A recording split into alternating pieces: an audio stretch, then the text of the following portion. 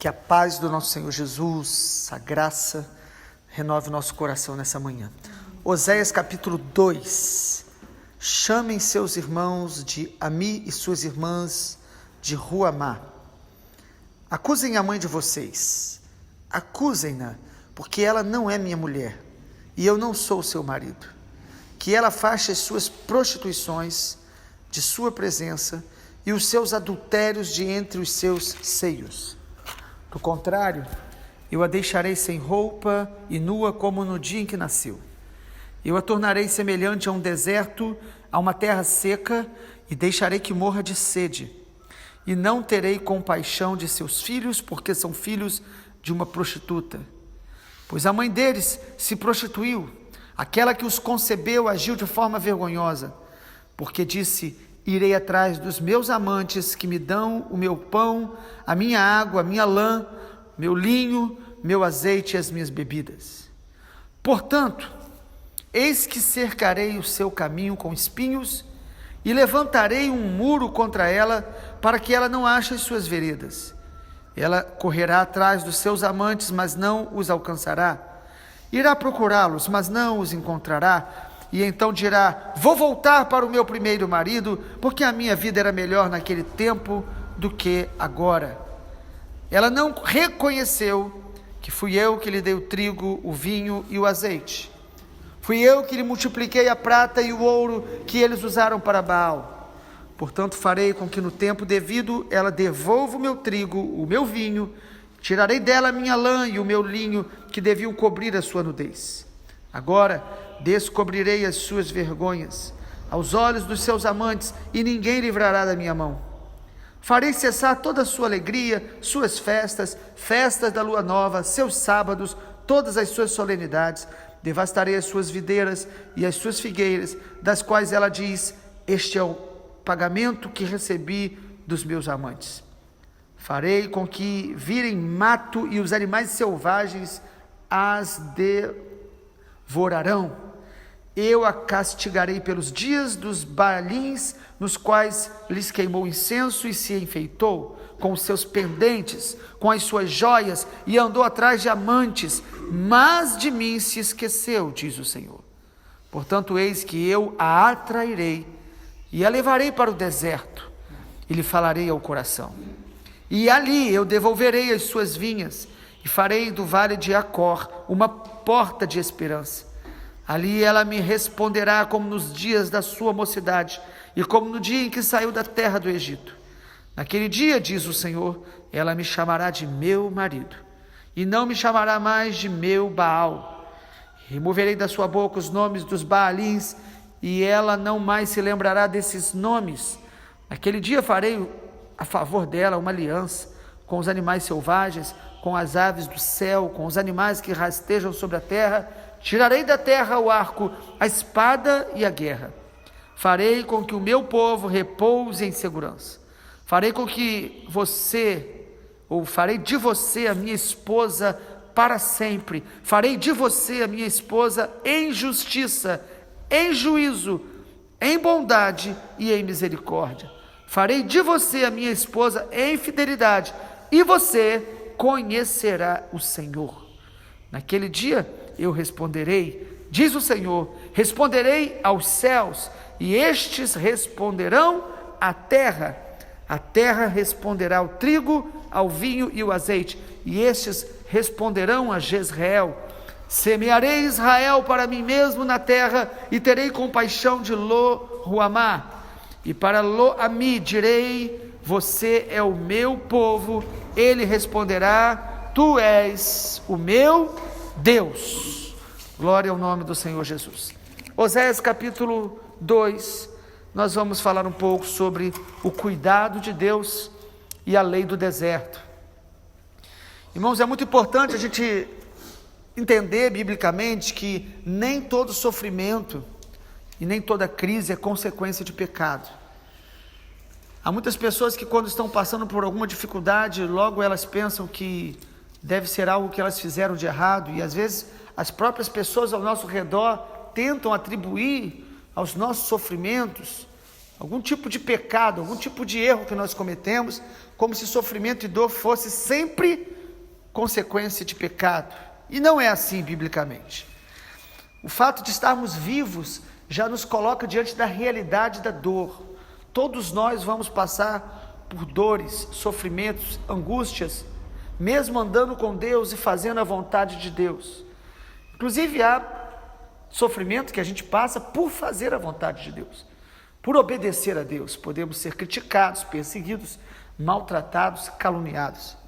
Porém, amado, olhando para o capítulo 2 e olhando para todo o livro de Oséias, nós vamos perceber que há realmente sofrimentos, que há angústias, que são consequências de desobediência.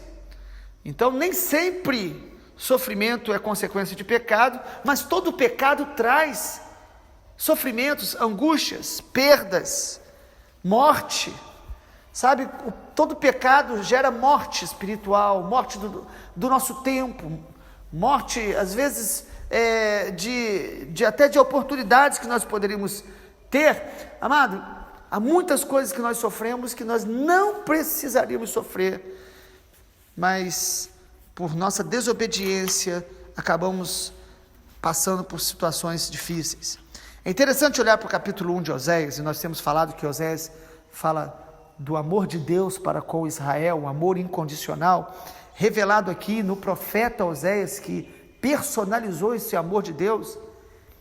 Ele casa com uma mulher que era prostituta, mostrando que Deus, casado com Israel, seu povo, Israel também se prostituiu com outros deuses, se prostituiu com o pecado deliberado. Todo pecado, amado, é desobediência a Deus, toda rebelião contra Deus é prostituição espiritual. A idolatria é adultério espiritual. E aí, olhando para o capítulo 1, é interessante que Deus termina o capítulo 1 aí, o Espírito Santo falando sobre a restauração. Deus sempre, no capítulo 1, começa falando sobre a disciplina de Deus sobre Israel, mas a conclusão do capítulo 1, nós vimos ontem, fala sobre essa promessa de restauração. E aí, iniciando hoje o capítulo 2, a gente já percebe de novo Deus com uma palavra muito dura. Amado, quando Deus nos dá palavras duras, não é para nos condenar e nos destruir, é para nos despertar, é para nos conscientizar, é para nos atrair para a presença dEle. Há coisas que, se a gente ouvir de maneira branda, não trazem mudança. Há coisas que nós temos que ouvir de maneira firme, da parte de Deus. E o Espírito Santo fala com a gente, muitas vezes de maneira firme, para nos acordar, nos libertar, nos despertar, como um pai que está chamando um filho para a realidade. E aí, olhando para o capítulo 2, eu quero falar um pouco sobre esse cuidado de Deus e a lei do deserto. Primeiro, amado, nós percebemos nesse capítulo que os mandamentos de Deus são manifestações do seu cuidado. Os mandamentos de Deus são provisões do cuidado dele, do amor dele. Mandamentos não são proibições de um Deus muito rígido. Pelo contrário, mandamentos são conselhos ou são manifestações de um pai amoroso. Os mandamentos não são para gerar proibições, mas para gerar proteção. Por trás de cada mandamento de Deus, há uma cerca de proteção do seu amor. É um pai dizendo ao filho, não coloque a mão nesse fogo, você vai se queimar. Os mandamentos de Deus são para nos proteger. Perceba no capítulo 2 aí de Oséias, que Deus começa dizendo no versículo 2, acusem a mãe de vocês, ela não é minha mulher, eu não sou o seu marido. Israel era casada com Deus, mas estava se portando como adúltera, como alguém que não tinha compromisso com Deus. Quantas vezes nós conhecemos a palavra, mas estamos nos comportando como se não fôssemos do Senhor. Nós precisamos ser honestos quando lemos um texto desse, para a gente se autoavaliar e falar, Senhor, eu tenho sido fiel ao Senhor. Esse nome aí que aparece dos filhos aí da mulher de Oséias, né? Versículo 1 diz, chame seus irmãos, Ami e suas irmãs, Ruamá. A palavra Ami aí significa justamente meu povo, e Ruamá, aquele que recebeu compaixão. Então o Deus que está nos ensinando os seus mandamentos, Ele está nos ensinando porque Ele nos ama, porque Ele tem compaixão da gente. E aí no versículo 6, perceba comigo, o Senhor diz: portanto eis que cercarei o seu caminho com espinhos, levantarei um muro contra ela, para que ela não ache as suas veredas. Ela correrá atrás dos seus amantes, mas não os alcançará. Sabe o que Deus está dizendo? Que Ele coloca obstáculos para a gente não fugir da presença dEle, para a gente não cair nas ciladas do maligno. Ele tenta nos cercar, Ele tenta nos guardar. Os mandamentos de Deus são essas cercas protetoras, para nos abençoar, para nos livrar do caminho mau. Então toda vez que você lê a Bíblia, um mandamento do Senhor, amado, veja isso como cuidado de Deus, como amor de Deus, porque Deus sabe os pensamentos que tem a nosso respeito, e são pensamentos de paz, são pensamentos mais altos do que os nossos. Às vezes a gente acha que os nossos desejos, as nossas vontades, as nossas tentações, elas é que realmente vão nos saciar, mas não, amado. Os mandamentos de Deus estão aí para nos proteger. Segundo lugar, a gente percebe nesse texto, o cuidado de Deus aí, que a disciplina, ou melhor, os ídolos e os pecados, eles nunca vão poder nos saciar. Nunca. Perceba comigo o versículo 7, o texto diz: ela correrá atrás dos seus amantes, não os alcançará, irá procurá-los, mas não os encontrará. Então dirá: vou voltar para o meu primeiro marido, porque a minha vida era melhor naquele tempo do que agora. Ela não reconheceu que fui eu que dei o trigo, o azeite, o vinho, eu multipliquei a prata e o ouro, que vocês usaram para Baal. Você sabe o que Deus está dizendo, amado? Que por mais que eu e você corramos atrás do pecado, Ele nunca vai saciar a gente. Nós vamos nos lembrar que só na presença de Deus nós somos completos, só na presença de Deus nós somos realizados. O pecado é ilusão. O pecado é feitiçaria. O pecado, ele gera um tipo de engano no coração da pessoa. Por isso que às vezes a pessoa, quando está sendo tentada, ela fica como que cega.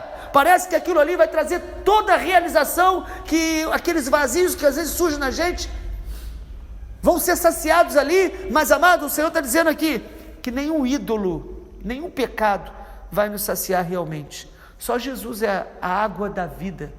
Quem dele beber jamais terá sede. O pecado é uma falsa sugestão de que nós seremos satisfeitos. Todo pecado é um tipo de idolatria. Por exemplo, a imoralidade que tem derrubado a vida de tantas pessoas é a idolatria ao prazer, achando que aquele prazer vai de alguma forma preencher a gente. Tudo que você coloca no lugar de Deus é idolatria. Então todo pecado é um tipo de idolatria. Idolatria do eu, é idolatria do prazer, é querer fazer a minha vontade. E nisso nós temos que vigiar em todos os aspectos, porque a Bíblia diz, amado, que quando a gente busca somente as coisas da terra, nós estamos idolatrando a nossa própria vontade, nos tornamos inimigos da cruz. A Bíblia diz que aqueles que buscam viver para os prazeres, está lá em 1 Timóteo, mesmo vivos estão mortos. Então o pecado sempre vai deixar esse vazio no nosso coração. Eles não vão nos saciar. A mulher de Oséias, imagina, Oséias casou com aquela mulher, deu a ela todo o amor, carinho, afeto que ela não tinha identidade. Aquela mulher vivia da prostituição, e de repente um homem de Deus casa com ela, mas ela volta ao pecado. Mas de repente ela percebe que nenhum daqueles amantes, nada do que eles ofereciam poderia saciar o coração dela, e ela entende que ela tem que voltar para o marido dela. Deus é este marido que nos ama de fato, que nos preenche de fato. E outra coisa, tudo que nós temos vem dele. Versículo 8 diz isso, né? Que ela não reconheceu que eu é que lhe dei o trigo, o azeite, tudo que nós temos vem de Deus. Até quando a gente se afasta da presença de Deus e diz: eu não quero servir a Deus, e aí às vezes você começa a ver que algumas coisas estão normais aparentemente, algumas bênçãos estão vindo sobre a tua vida, e alguns dizem: aí, tá vendo? Eu não estou buscando o Senhor, mas eu tenho sido abençoado. Amado, Deus está dizendo para você o seguinte, que Ele te ama incondicionalmente, e que mesmo quando a gente está longe de Deus, Tudo que a gente tem de bom vem da mão dele, da graça dele, da bondade dele, da misericórdia dele. A Bíblia diz que Deus manda chuva sobre justos e injustos, mas só ele pode saciar o nosso coração, só a presença dele. Em terceiro lugar, eu quero também pontuar com os irmãos, no capítulo 2 de Oséias, que a disciplina de Deus, ela não visa a nossa destruição, mas a nossa correção, a nossa restauração. Irmãos, Deus disciplina os seus filhos, isto é bíblico, isto é claramente bíblico, não é algo que é de alguma forma difícil de encontrar na palavra. Olhe comigo no versículo 9 de Oséias 2, portanto farei com que no devido tempo ela devolva o seu trigo, o seu vinho, tirarei dela a minha lã, o meu linho, que deviam cobrir a sua nudez. Agora descobrirei as suas vergonhas aos olhos dos seus amantes, ninguém a livrará da minha mão.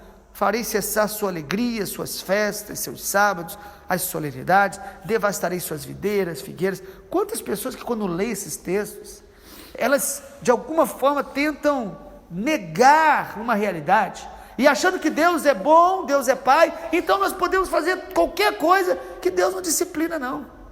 Uma ideia errada, porque a Bíblia diz que o Pai disciplina o filho que ama. Mas qual é o propósito da disciplina de Deus? A disciplina de Deus não é aquela disciplina de um pai, por exemplo, que perdeu a paciência, está com raiva e agride o filho. Isso é antibíblico, isso não é amor. A disciplina de Deus é um pai amoroso, que quer corrigir, ensinar o filho, e para isso muitas vezes ele traz níveis de correção para restaurar o filho, é dizendo: filho, você não vai sair daqui, é para trazer para perto dele e falar: você vai ficar do meu lado, eu vou tirar algumas coisas suas para que você perceba que a minha presença é mais importante do que tudo, eu vou permitir que você passe por algumas consequências desse pecado, para que você possa se arrepender, para que você possa se voltar para Deus. Então, amados, quando Deus nos disciplina, Ele quer nos restaurar, Ele quer nos trazer para Ele. Versículo 13, olha a palavra forte que Deus fala, Oséias 2,13: eu castigarei você pelos dias dos Baalins, nos quais queimou incenso, se enfeitou com os pendentes, com joias, andou atrás dos seus amantes, mas de mim se esqueceu, diz o Senhor. Me lembra muito a carta que o Senhor Jesus escreve através do apóstolo João lá em Apocalipse, para a igreja de Laodiceia. Os irmãos lembram que a igreja de Laodiceia, ela é a última das igrejas ali, das 7 igrejas que recebe a carta lá em Apocalipse, e uma igreja que se achava muito boa, que se achava muito vitoriosa. Em Apocalipse capítulo 3, o Senhor Jesus, no versículo de número 15, diz assim: eu conheço as suas obras que você realiza, você não é frio nem quente, quem dera você fosse quente, mas você é morno, não é nem quente nem frio, por isso eu estou a ponto de vomitar. Mas você diz: eu sou rico, estou bem de vida, não preciso de nada, mas você não sabe que você é infeliz, miserável, pobre, cego e nu. Uma igreja no Novo Testamento, porque tem pessoas que acham: não, Deus disciplinava no Antigo Testamento. Amado, Deus não mudou, Ele é o mesmo. Na antiga aliança, não havia o sangue de Jesus sido derramado, então há uma graça especial, sim, a partir da morte e da ressurreição do Senhor Jesus, mas, amado, Deus continua sendo o mesmo. Pecado tem consequência trágica, destruidora, destrói vida, família, saúde, ministério, destrói reputação, destrói coisas que Deus estava construindo na nossa vida, nós podemos pôr a perder. E Deus, o Senhor Jesus fala para a igreja de Laodiceia com muito amor, porque às vezes a gente acha que Deus está exortando aqui com muita ira, mas a ira de Deus é uma ira amorosa. Deus se ira, sim, mas olha no versículo 18 de Apocalipse 3: aconselho que você compre de mim ouro refinado pelo fogo, para que você seja de fato rico. Compre vestes brancas para se vestir, para cobrir a sua nudez, e colírio para ungir os seus olhos, para que você possa ver. Eu repreendo e disciplino aqueles que amo. Portanto, seja zeloso e arrependa-se. Amado, que coisa maravilhosa. A palavra do Senhor Jesus para uma igreja rebelde, apóstata, é uma palavra de amor. A disciplina de Deus, então, sempre vai visar a correção e a restauração.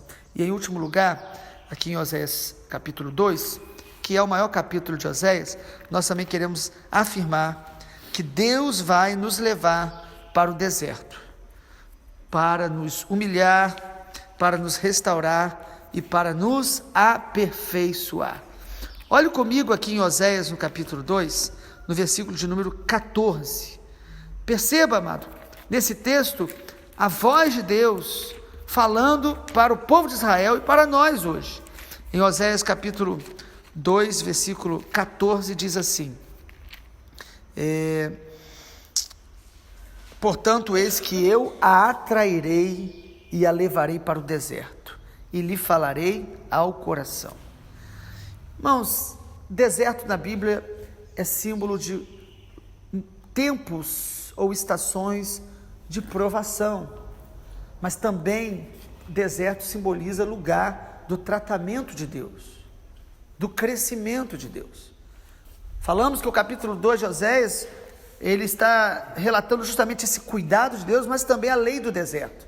Quantas vezes tem coisas dentro da gente que precisam ser arrancadas, que precisam ser tiradas, que precisam ser transformadas, e amado, somente no deserto Deus vai tratar com a gente em algumas áreas.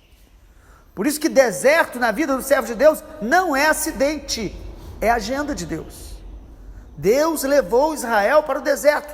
Deuteronômio vai explicar isso de maneira muito clara. Levei vocês para humilhar, para ensinar, para aperfeiçoar, para falar ao coração de vocês. Há coisas que Deus só fala com a gente, ou a gente só consegue ouvir nos desertos, nos Getsêmanes da caminhada. Há muitas pessoas que estão no deserto e estão se rebelando, endurecendo o coração, murmurando no deserto e não aprendem, porque existe uma lei no deserto. Ou você sai dele, do deserto, aprovado, ou você não sai. Há desertos que a gente entra e que se a gente não aprender, não ouvir, não adorar, nós morremos no deserto. Ou será que nós não lemos a Bíblia? Ou será que nós estamos excluindo o que aconteceu com a maioria do povo de Israel, que morreu no deserto? E no Novo Testamento, em 1 Coríntios, Paulo diz: aprendam com o que aconteceu com eles no deserto, para que nenhum de vocês se torne como eles, desobedientes, incrédulos, imorais, adúlteros, murmuradores. Amado, Deus nos ama, Ele cuida de nós, mas existe uma lei do deserto. Deus nos leva ao deserto para nos ensinar, para nos amadurecer. O deserto coloca para fora coisas que estão dentro da gente. O deserto revela o quanto de Cristo há em nós. E quando nós vemos coisas negativas na gente no deserto, não é para nos desesperar, nos culpar, nos vitimizar, mas é para nos arrepender, nos humilhar, clamando ao Senhor, para que Ele cure o nosso coração no deserto. Deserto é lugar de crescimento, quando a gente aprende ali a depender de Deus. E sobretudo, deserto é lugar da gente ouvir a voz de Deus e conhecer mais a Deus, porque é o conhecimento de Deus que nos liberta, nos transforma.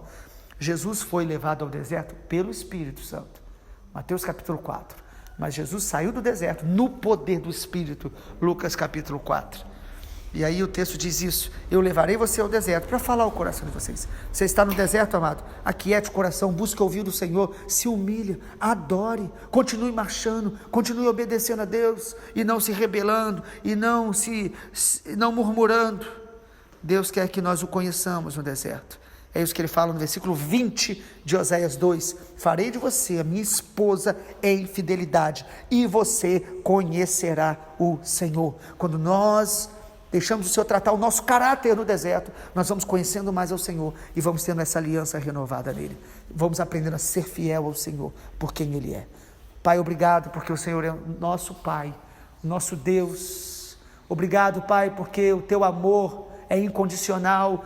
Obrigado, Pai, porque até na disciplina o Senhor revela amor e nos chama para perto da Tua presença. Obrigado, Pai, porque o Senhor nos liberta dos ídolos e do domínio do pecado, porque o Senhor é um Pai amoroso e quer nos dar vida plena. Senhor, nesta manhã nós oramos para que o livro de Oséias, a revelação profética desse livro, venha nos santificar, nos atrair para Te conhecer mais, em nome e para a glória de Jesus. Amém, Senhor. Glória a Deus.